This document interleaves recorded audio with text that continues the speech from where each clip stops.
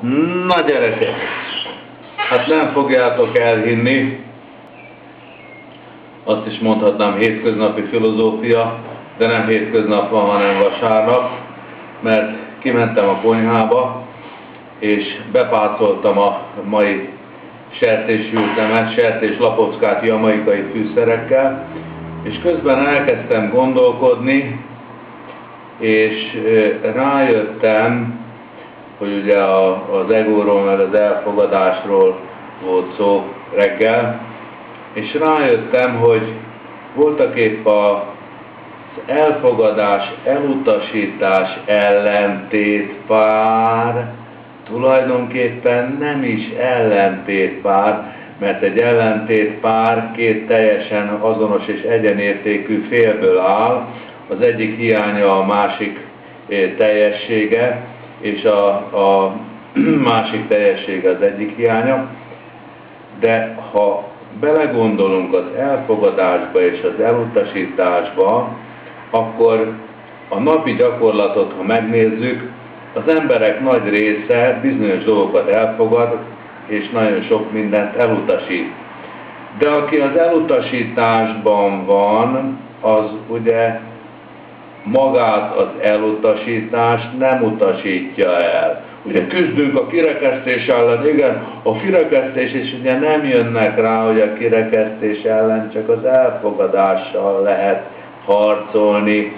Ameddig küzdök a kirekesztés ellen, addig a kirekesztés rekeztem ki. Tehát ellentmondásokba bonyolódom, adok a hüm-hümnek egy pofon. Az elfogadás ellenben, amikor elfogadok valamit, az annak az ellentétét is magában foglalja. Mert ha elfogadok mindent, akkor az elutasítást is elfogadom. Tehát ez egy nagyobb halmaz. Ugyanúgy ennek az analógiájára az egység és a polaritás.